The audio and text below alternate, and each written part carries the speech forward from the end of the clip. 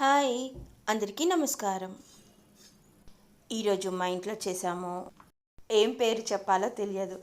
ఇది beetroot curry, కానీ ముందు చూశారు కదా దాన్ని చింతకాయతో చేశాను. లాస్ట్ వీక్ చింతకాయతో చారు చేశాను కదా, అప్పుడు తెచ్చిన చింతకాయలు ఫ్రిడ్జ్లో అలాగే ఉంటే డ్రై అయిపోతున్నాయని చేసాము ఈరోజు. తొక్కు అంటారా? ఐఎమ్ నాట్ ష్యూర్ దేన్ని తొక్కు అంటే. చింతకాయ తొక్కు అనే పదం అయితే ఫుల్ బాగా గుర్తు. చింతకాయ పచ్చడి, చింతకాయ తొక్కు తెలుసు పేర్లు, పచ్చడి కూడా తెలుసు, కానీ దీన్ని తొక్కు అంటారా అనరా తెలియదు. గింజ చూశారు కదా, ముదిరిపోయింది, అయినా పర్వాలేదు, పంటి కింద పెట్టుకొని కొరికితే వచ్చింది మాకు. చూసారు కదా, కాయ డ్రై అవుతుంది, ఇంకా నార తీసేసి ఇంత డ్రై అయిపోయింది కాబట్టి అందులో లాస్ట్ వీక్ చారు, ఈరోజు చారు కాదు కదా, దంచి వాడుకుంటున్నాం అన్నంలోకి, లేదంటే మళ్ళీ రేపో ఎల్లుండి ఏదైనా కర్రీలోకి వేసుకోవచ్చు అన్న ఆలోచనతో దంచాము. సో చెక్కు కూడా తీసేసాము. నాకు ఇంకా గుర్తుకుంది, ఇంట్లో అంటే పెళ్ళికి ముందు, పెళ్ళి తర్వాత చేయలేదు, పెళ్ళికి ముందు చింతకాయ దంచి మధ్య మధ్యలో గింజలు తీసేసుకుంటూ ఏం చేశానో గుర్తుకు లేదు. సడన్గా అంత కన్ఫ్యూజింగ్గా ఉంది.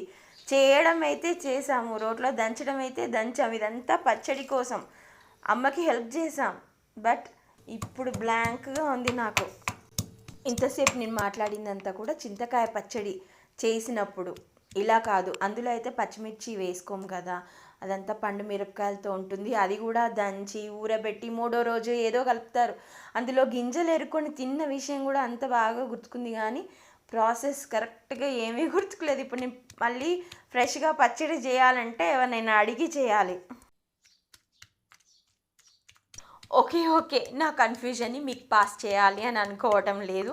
బట్ ఈరోజు ఇలా చేసాం. We enjoyed the process.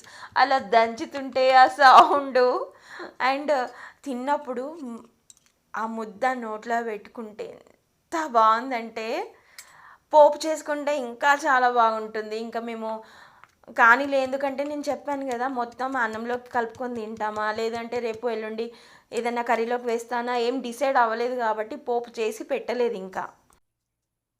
So ఇది ఈరోజు మా లంచ్లో నేను కలుపుకున్నాను. చూశారు కదా, కర్రీ బీట్రూట్ చేశాను. బీట్రూట్ ఎన్నోసార్లు ఛానల్లో పెట్టాను కాబట్టి దాన్ని పెట్టలేదు. ఇది నాకు భలే సరదాగా అనిపించింది, అందుకోసమే మీతో షేర్ చేస్తున్నాను.